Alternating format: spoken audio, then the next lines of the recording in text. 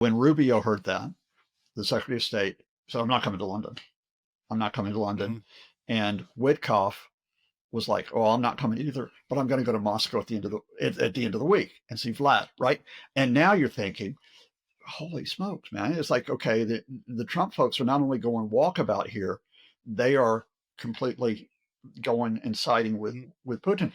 But there was a thing here that I think almost no one noticed, Philip. If you don't mind me doing this deep dive, because it's the way you try to get the handle on it before Trump's flip, No, I think it's important because we do miss a lot of the subtleties because it's moving so fast. is that Keith Kellogg, who's Trump's envoy to Ukraine, did go to London. Hello and welcome to Frontline with me, Philip Ingram. Now, today, on Donald Trump's 100th day in office as the 47th President of the United States of America, we couldn't have anyone better than Professor Scott Lucas to come and tell us what he thinks his first 100 days have been like and what we're going to see over the next 1300, I think it is. Scott, welcome back to Frontline. Right, Philip, thank you so much. Now, as I said, today's 100th day. It's actually day 1162 of Vladimir Putin's 10-day special military operation. But I think 100 days is something that, in American terms, came from Freddie Roosevelt's time whenever it was trying to reset the economy. But it has become this mythical aiming mark for new presidents to get to. Uh, we still don't have peace in Ukraine. Has Donald Trump failed? Well, I'm not sure Donald Trump is the one who holds the key to getting a settlement in Ukraine, Philip, with respect to Donald Trump's thoughts about himself. I mean, let's start off with realities. You don't get an end to the Russian invasion in Ukraine unless and until Vladimir Putin decides he wants to stop that invasion, right? Now, at this point, Vladimir Putin, and this was reiterated by his foreign minister, Sergei Lavrov, just yesterday, does not intend to end that invasion unless they get a complete capitulation of Ukraine. And by capitulation, that means not just what the Americans have offered or had offered Kyiv 2 weeks ago, which is legal recognition of Crimea by the United States. Quick reminder, only 6 other countries that actually recognize Crimea as Russian.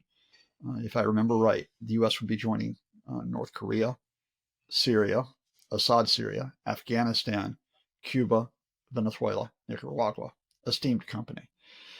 Legal recognition of Russia's uh, seizure of Crimea, de facto recognition of Russia taking at least parts of 4 Ukrainian regions in the east and in the south. Um, the Kremlin wants even more. They stated this yesterday. They want all the 4 regions, even though they don't control parts of them. A lifting of sanctions on Moscow, the restoration of U.S. Russian economic uh, relations. In return, what does Ukraine get? They get no entry into NATO, that's barred. They get no security guarantees, effective security guarantees from the West. Uh, they, the Americans say they can join the EU, and the Russians aren't saying anything about that at this point. But the American proposal and the Russians are offering nothing in terms of Ukrainian recovery, in terms of substance, right? So, Vladimir Putin continues to want to conquer this country, grab part of it, and get rid of the Zelensky government. Okay, now that's a fundamental. Now you flip it to the other side and you say, well, will the Zelensky government accept that? Will they accept losing 25% of their country, including some of it not just because of Russian occupation, but because of legal recognition that it's Russia? Will they accept being handcuffed in terms of their security while Russia has no limits on its own pursuit of its military power? Will they accept limits on their road to recovery? And will the Zelensky government accept its downfall? And I think the answer to that is no. All right, sorry to set that all out, but that's the reality. That's what you walk into. But it's important, and I think in that, Donald Trump had proposed that the Zaporizhzhia nuclear power plant gets back under Ukrainian control and is jointly run with the Americans. The Russians have said no to that, and the Russians have also said that they don't want the international community providing any rearmament capability to the Ukrainian military so that they can build themselves up again. To me, this sounds like a capitulation plan. But after we saw Trump sitting down with that spectacular photograph of him and Zelensky crouching together in the Vatican at the Pope's funeral. Trump came out and said he thought Putin was tapping me along. Um, we're getting mixed messages across the board. So let's walk through the past 2 weeks, which is important, right? So take 2 weeks ago, well, actually 13 days ago, April 17th, you get the Americans in Paris telling the Europeans in Ukraine, here's this one-page document you have to accept, right? This is Marco Rubio, Secretary of State, Donald Trump's envoy, the real estate developer, Steve Witkoff. And they tell Kiev and Europe this.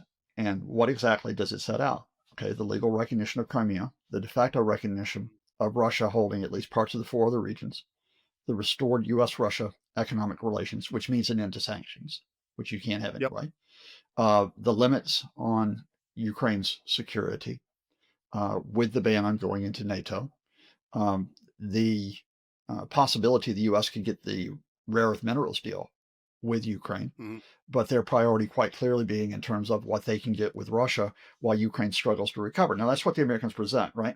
And I'm sitting there at that point going, Kremlin's got to be jumping for joy for this. You know, this is their guy. This is Trump and the guys around Trump, people like J.D. Vance, people like Witkoff, who effectively are presenting the Kremlin's demands as an American plan. Okay. Now, we were at the point where last Wednesday, so 6 days after that proposal was issued, Ukraine and Europe were going to meet the Americans again in London. And Ukraine had let the Americans know through the Europeans, we're not accepting this. Instead, we're going to propose a 30-day interim ceasefire, and we'll discuss details of what might be possible, but this isn't going to be possible. Now, when Rubio heard that, the Secretary of State said, I'm not coming to London. I'm not coming to London. And Witkoff was like, oh, I'm not coming either, but I'm going to go to Moscow at the end of the week and see Vlad, right? And now you're thinking, holy smokes, man. It's like, okay, the Trump folks are not only going walkabout here, they are completely going and siding with Putin. But there was a thing here that I think almost no one noticed, Philip, if you don't mind me doing this deep dive, because it's the way you try to get the handle on it before Trump's flip. No, I think it's important because we do miss a lot of the subtleties because it's moving so fast. Is that Keith Kellogg, who's Trump's envoy to Ukraine, did go to London. So, and there were other American staff who would have been there with Kellogg, and they talked to what was really high-level Ukrainians.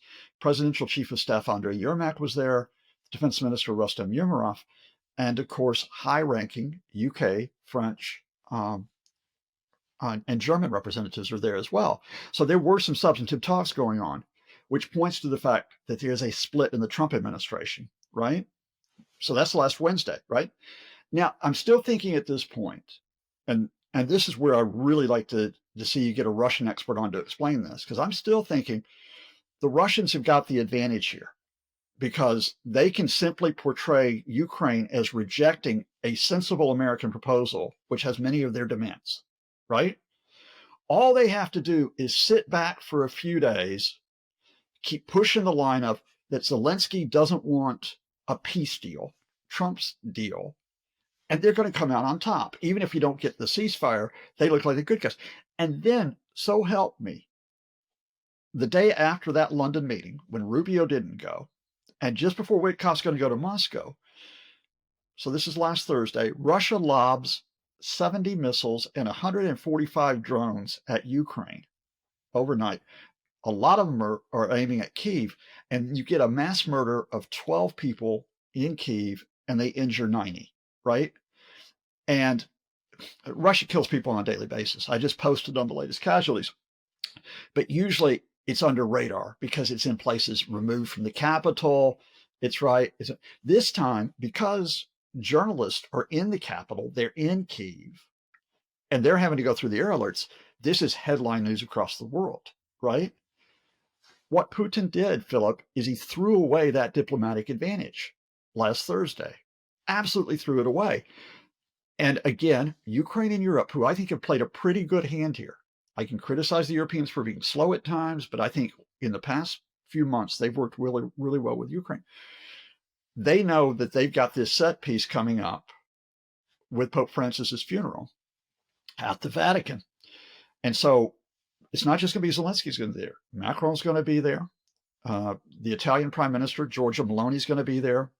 UK Prime Minister Keir Starmer is going to be there. And there aren't going to be any Russians there. There are not going to be any Russians, right?